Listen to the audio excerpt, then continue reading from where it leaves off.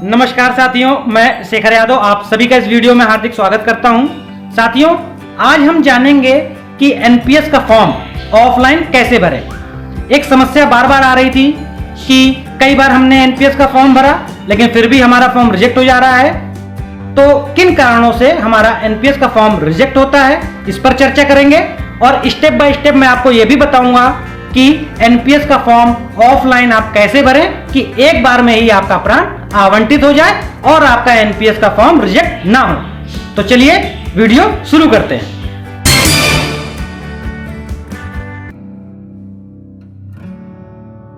Form को भरने से पहले हमें कुछ बातों का ध्यान रखना है, यानी कि कुछ सावधानियों के साथ हमको फॉर्म अपना भरना है। जैसे पासपोर्ट साइज की फोटो को हमें चिपकाना है, स्टेपल नहीं करना है, ना ही कोई पिन लगाना है। फोटो के ऊपर हमें साइन भी नहीं करना है। फॉर्म को हमें काले पेन से भरना है और बड़े अक्षरों में यानी कि कैपिटल लेटर में लिखना है। नीले पेन का इस्तेमाल हमें नहीं करना है। फॉर्म को भरते वक्त हमें कोई कटिंग नहीं करनी है, ओवरराइट नहीं करना है, ना ही हमें व्हाइटनर का इस्तेमाल करना है। अब फॉर्म के साथ हमें कुछ संलग्नक चाहिए, जैसे पैन कार्ड की फोटोकॉपी स्वप्रमाणित होनी चाहिए। कैंसिल चेक वही लगेगा जिसमें आपका नाम प्रिंटेड हो। अगर आपका नाम प्रिंटेड नहीं है तो आप बैंक की पासबुक की कॉपी लगा सकते हैं, लेकिन उसमें आपका नाम, बैंक का नाम, अकाउंट नंबर और आईएफएससी कोड साफ साफ लिखा होना चाहिए। अगर साफ साफ नहीं लिखा है तो आप बैंक की स्टेटमेंट निकाल सकते हैं जिसमें आपका नाम, बैंक का नाम, अकाउंट नंबर, आईएफएससी कोड साफ साफ लिखा हो। यह कॉपी भी स्वप्रमाणित होगी। एड्रेस प्रूफ के लिए आप आधार कार्ड लगा सकते हैं, डीएल लगा सकते हैं। एनपीएस फॉर्म को डाउनलोड करने के लिए हम npscra.nsdl.co.in वेबसाइट पर जाएंगे, होम पर क्लिक करेंगे, स्टेट गवर्नमेंट ऑप्शन पर जाएंगे। स्टेट गवर्नमेंट ऑप्शन खुलने के बाद हम फॉर्म्स पे क्लिक करेंगे और फॉर्म्स पे क्लिक करने के बाद हमको एक पेज ओपन होगा जिसमें हम देखेंगे सब्सक्राइबर रजिस्ट्रेशन ऑप्शन। उसको क्लिक करने के बाद सबसे नंबर 1 पर ऑप्शन है सब्सक्राइबर रजिस्ट्रेशन फॉर्म, इसको क्लिक कर लेंगे। अब हमारे पास फॉर्म डाउनलोड होकर आ जाएगा। फॉर्म डाउनलोड होकर आ चुका है। फॉर्म डाउनलोड हो जाने के बाद इसका हम प्रिंट आउट निकाल लेंगे और इस वीडियो में बताए गए स्टेप्स को फॉलो करते हुए हम अपने फॉर्म को भर लेंगे। अभी ये फॉर्म जो हमने डाउनलोड किया है इसका वर्जन है 1.5। अब सबसे पहले हम यहाँ पर एक पासपोर्ट साइज की फोटो को चिपकाएंगे। उसके बाद स्टेट गवर्नमेंट ऑप्शन पर हम यहाँ पर उसके आगे जो बॉक्स है उसको टिक कर लेंगे। उसके बाद हम आते हैं पर्सनल डिटेल्स पर। पर्सनल डिटेल्स में हम यहाँ पर, मैं इसको जूम कर लेता हूँ, आप बेटर देख पाएंगे। पहला ऑप्शन है हमारा पर्सनल डिटेल्स। तो श्री हैं तो श्री पे क्लिक कर लें, श्रीमती पर टिक कर लें। अगर आप श्रीमती हैं, कुमारी हैं तो कुमारी पर टिक कर लें। अब देखिए सबसे पहले कह रहा है फर्स्ट नेम, तो आपको यहाँ अपना इसके सामने फर्स्ट नेम भरना है, ब्लैक पेन से और कैपिटल लेटर से। तो सपोज आपका नाम है शेखर यादव, तो आप यहाँ पर फर्स्ट नेम में शेखर भरेंगे, मिडिल नेम में कुछ नहीं भरेंगे और लास्ट नेम में यादव भर देंगे। अब यहाँ पर आप देखेंगे फादर्स नेम, तो आपको यहाँ पर फादर्स का नेम भरना है। लेकिन इस सेक्शन में आपको ये ध्यान रखने वाली बात है कि आप इसको देखिए, यहाँ पर हल्का हल्का लिखा हुआ है फर्स्ट, तो इसी में ही आप फर्स्ट लिखेंगे। और आप देखेंगे कि यहाँ पर मिडिल लिखा हुआ है इस सेक्शन में, तो यहाँ पर आप मिडिल नेम लिखेंगे। और यहाँ पर देखिए लास्ट नेम लिखा हुआ है, तो यहाँ पर आप लास्ट नेम लिखेंगे। अगर मिडिल नेम नहीं है तो फर्स्ट नेम की जगह फर्स्ट नेम और लास्ट नेम की जगह लास्ट नेम को आप लिखेंगे। तो यहाँ पर अपने फादर का नाम लिखेंगे, फिर यहाँ पर आप अपने मदर का नाम लिखेंगे। एक चीज यहाँ पर आप ध्यान देंगे कि पैन कार्ड में फादर का नाम प्रिंट होकर आता है। अगर आपको अपनी मदर का नाम प्रिंट करना है तो इस सेक्शन में जाकर आप अपनी मदर का नाम ला सकते हैं। ये देखिए यहाँ पर ऑप्शन है हमारे पास, इस जगह हम टिक कर देंगे तो आपके पैन कार्ड में मदर का नाम प्रिंट होकर आ जाएगा। अगर ये कोई फीमेल, हमारी फीमेल कैंडिडेट इसको कोई भर रहा है और उसका क्वेश्चन यहाँ पर आता है, क्या उसका हस्बैंड का नाम प्रान नंबर में यानी प्रान कार्ड में प्रिंट होकर आ सकता है? तो उसका आंसर है नहीं, फादर नेम ही आ सकता है। अगर आपको मदर नेम करना है तो यहाँ पर आपको टिक करना पड़ेगा। अब आगे हमारा आता है डेट ऑफ बर्थ। यहाँ पर अपना डेट ऑफ बर्थ भर लीजिए, फिर सिटी ऑफ बर्थ, आप किस शहर में पैदा हुए थे उसको लिखेंगे। आप कंट्री यहाँ पर इंडिया भर दीजिए। जेंडर में मेल है तो मेल, फीमेल है तो फीमेल पर टिक कर देंगे। उसके बाद आप यहाँ पर देखेंगे कि नेशनलिटी इंडिया, यहाँ पर हम इंडिया पर टिक कर देंगे। इसको करने के बाद मैरिटल स्टेटस यहाँ पर आ रहा है। आप मैरिड हैं तो मैरिड पे टिक करेंगे, अनमैरिड है तो अनमैरिड पर टिक कर देंगे। अगर आपने मैरिड पर टिक कर दिया है तो आपको स्पाउस नेम अपना यहाँ भरना पड़ेगा। फर्स्ट नेम की जगह फर्स्ट नेम, मिडिल में मिडिल और लास्ट में नाम। यानी कि हस्बैंड है तो वाइफ का और वाइफ है तो अपने हस्बैंड का नाम यहां भर देंगे। अब यहां पर आता है हमारा दूसरा सेक्शन, प्रूफ ऑफ आइडेंटिटी।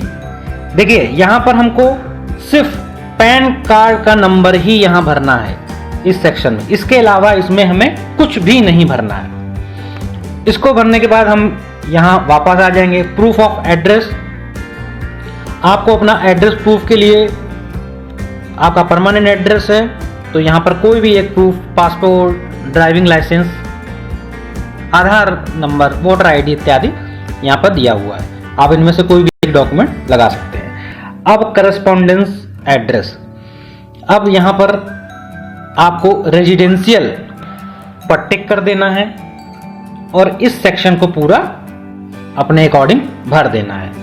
यहाँ पर एक चीज जो लोग गलती कर देते हैं, स्टेट में स्टेट भरना है और यहाँ पर हल्का हल्का लिखा रहता है कंट्री, यानी यहाँ पर इंडिया भरना है। इसको भरने के बाद परमानेंट एड्रेस, अगर ऊपर का एड्रेस और नीचे का एड्रेस सेम है तो यहाँ पर टिक कर दीजिए और नीचे कुछ भी मत भरिए, यहाँ कुछ नहीं भरना है, इसको छोड़ दीजिए। उसके बाद हम कॉन्टैक्ट डिटेल्स में आएंगे। इसमें आपको सावधानी पूर्वक अपना मोबाइल नंबर यहां से लिखना है। +91 के बगल से आपको अपना मोबाइल नंबर लिखना है जो चालू हो, क्योंकि उसी पे ही आगे कंट्रीब्यूशन का मैसेज आएगा और पासवर्ड इत्यादि आप भूल जाते हैं तो उसी नंबर पे आएगा। तो चालू मोबाइल नंबर ही यहां पर आपको दर्ज करना है, ठीक है। फिर ये ईमेल आईडी, ये मैंडेटरी नहीं है, अगर ईमेल आईडी नहीं है तो मत भरिए, लेकिन अगर है तो यहां पर आप अपना मेंशन कर सकते हैं। उसके बाद आप यहां पर छठे नंबर पे आएंगे, अदर डिटेल्स। यहाँ पर आप गवर्नमेंट सेक्टर के हैं, यहाँ पर टिक कर दीजिए बस, इसके अलावा इस फॉर्म को छोड़ दीजिए। अब 7वें नंबर पर भी आपको सावधानी बरतनी है। यहाँ पर सब्सक्राइबर बैंक डिटेल्स, सेविंग पे है, सेविंग पे टिक कर दीजिए। अकाउंट नंबर यहाँ भर दीजिए, बैंक का नाम डाल दीजिए, ब्रांच नेम भी यहाँ डाल दीजिए और बैंक का एड्रेस। ये आप अपनी पासबुक में देखेंगे तो वहाँ पर ये सारी चीज़ें मिल जाएंगी, एड्रेस वगैरह, और उस एड्रेस का पिन कोड भी डाल देंगे जो बैंक का होगा। यहाँ देखिए एक जो इंपॉर्टेंट चीज़ है, यहाँ पर हल्की हल्की लिखी हुई है कंट्री। ये मोस्टली प्रिंट आउट में कभी हल्का प्रिंट आउट आता है तो लोग नहीं पढ़ पाते हैं, तो इस सेक्शन में आपको इंडिया भरना है। मैंने हाईलाइट कर दिया है, यहाँ इंडिया भर दीजिए। ये बैंक का माइक्रो कोड मैंडेटरी नहीं है, इसको आप नहीं भी भर सकते हैं, लेकिन IFSC कोड आपको जरूर भरना है। उसके बाद हम 8वें नंबर पे आते हैं, नॉमिनी डिटेल। इसमें भी बहुत गलतियां होती हैं। अगर आपका नॉमिनी जिसको आप बनाना चाहते हैं 18 साल से ऊपर है तो उसका यहाँ पर फर्स्ट नेम में फर्स्ट नेम डालिए, मिडिल नेम में मिडिल और लास्ट में लास्ट नेम डालिए, लेकिन उसका डेट ऑफ बर्थ नहीं भरना है अगर वो 18 साल से ऊपर है। लेकिन यहाँ पर आपको अपना रिलेशन जरूर मेंशन करना है, यानी कि अगर ये हस्बैंड फॉर्म भर रहा है, उसने अपना नॉमिनी अपनी वाइफ को बना दिया है तो यहाँ पर वो वाइफ लिखेगा, और अगर कोई वाइफ भर रही है अपने हस्बैंड को बना रही है तो यहाँ पर वो हस्बैंड लिखेगी रिलेशनशिप में। इसमें कंफ्यूजन होती है। अब हम बात करेंगे अगर माइनर है आपका नॉमिनी, यानी 18 साल से कम उम्र का है, यानी कोई अपने बच्चे को बनाना चाहता है, तो फर्स्ट नेम में फर्स्ट नेम, मिडिल में मिडिल और लास्ट में लास्ट नेम रखेंगे। और अगर बेटे का भर रहे हैं तो यहाँ पर सन लिख देंगे, और बेटी का है तो यहाँ पर डॉटर लिख देंगे। साथ ही साथ उसकी डेट ऑफ बर्थ यहाँ पर मेंशन कर देंगे। अब उसका एक गार्जियन भी हमको बनाना है। ये सिर्फ 18 साल से कम उम्र के नॉमिनी बनाने में हमको ध्यान रखना है, यहाँ नेम ऑफ गार्जियन में। अब अगर आप फॉर्म भर रहे हैं तो आप अपना नाम यहाँ पर नहीं लिखेंगे, आपको यहाँ पर या वाइफ का नाम लिख दीजिए। अगर कोई महिला भर रही है तो यहाँ पे अपने हस्बैंड को गार्जियन बना दे, वो खुद नहीं बनना है। उसके बाद 9 नंबर को छोड़ दें, एनपीएस ऑप्शन वाले को, इसको आप छोड़ सकते हैं। छोड़ के आगे बढ़िए। आगे बढ़ने में 10 नंबर को भी छोड़ दीजिए आप। अब यहां पर हम 11वें नंबर पे जाएंगे और यूएस पर हम नो पर टिक करेंगे। नो पर टिक करने के बाद हम आगे बढ़ेंगे और सेक्शन 2 आता है। यहां पर आपको क्या करना है, यहां पर आपको इंडिया लिख देना है, कंट्री 1 के अंदर इंडिया लिखने के बाद इसको छोड़ देना है। आगे बढ़ेंगे। अब यहां पर आपको अपनी डेट, जिस दिन आप फॉर्म सबमिट कर रहे हैं वो डेट डाल दीजिए। प्लेस वो डलेगा जहां पर आप, जिस जिले में आप अभी हैं और वहां फॉर्म जमा कर रहे हैं। अगर आप किसी अन्य जिले में रहते हैं और किसी अन्य जिले में जॉब कर रहे हैं तो आप अपने होम टाउन का प्लेस नहीं लिखेंगे, जहां पर आप जॉब कर रहे हैं उसका प्लेस लिखेंगे और यहां पर अपना नाम लिख देंगे सब्सक्राइबर में। यहां पर आपको अपने सिग्नेचर करने हैं, बॉक्स के अंदर ही रहना चाहिए आपका सिग्नेचर। यहां पर आपको अंगूठे का निशान नहीं लगाना है, सिर्फ सिग्नेचर कर देना है। यही सेम चीज आपको नीचे भी करनी है 12 नंबर पे, यानी आपको डेट लिखना है, प्लेस जिस जनपद में आप कार्यरत हैं उस जनपद का नाम, और यहां पर आपको अपना सिग्नेचर करना है। 13 नंबर पे आ जाएंगे। ये सबसे इंपॉर्टेंट पार्ट है हमारा, इस पे ध्यान रखना है। यहां पर डेट ऑफ ज्वाइनिंग आपको भरनी है और यहां डेट ऑफ रिटायरमेंट आपको भरना है। तो डेट ऑफ रिटायरमेंट कैसे निकालेंगे, इस सेक्शन पर काफी कंफ्यूजन होती है। अगर आप का डेट ऑफ बर्थ 1990 है, 1 मार्च 1990 है, तो इसमें आप 62 साल जोड़ दें। यहां पर क्या आ जाएगा, 5 2052 आपका आ जाएगा। तो रिटायरमेंट क्या होगा आपका, 31 मार्च 2052, ये आपका डेट ऑफ रिटायरमेंट हो जाएगा, क्योंकि 31 मार्च को टीचर रिटायर होते हैं और 62 साल की उम्र में रिटायरमेंट होता है। अब आपका यदि डेट ऑफ बर्थ 5 अप्रैल 1990 है, तब क्या होगा, 62 साल यहां जोड़ देंगे। 62 साल जोड़ने के बाद 2052 यहां पर आएगा ही आएगा। लेकिन सत्र लाभ यहां पर आपको मिल जाएगा, क्योंकि आपका मार्च के बाद डेट ऑफ बर्थ है। तो आपको क्या मिलेगा, date of birth, date of retirement आपकी क्या होगी, 31 मार्च 2052 की जगह 2053 हो जाएगा। अब बाकी चीजें नहीं, यहां पर ग्रुप ऑफ एम्प्लॉय, आप टीचर हैं तो ग्रुप सी में आएंगे, 4th क्लास हैं तो ग्रुप डी पे टिक कर देंगे। अब जो आपका ऑफिस है, सपोज आप टीचर हैं तो कानपुर के हैं तो बीएसए ऑफिस कानपुर नगर लिख देंगे। मिनिस्ट्री है, ये डिपार्टमेंट है बेसिक एजुकेशन, यहां पर आप बेसिक लिखेंगे, एक बॉक्स को छोड़ेंगे, फिर एजुकेशन लिखेंगे। मिनिस्ट्री में एजुकेशन मिनिस्ट्री है, यहां पर एजुकेशन मिनिस्ट्री कर देंगे।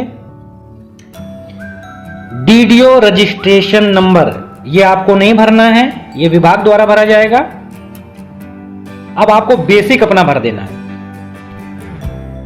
बस। इसके बाद आपको यहां पर अपना नाम भरना है,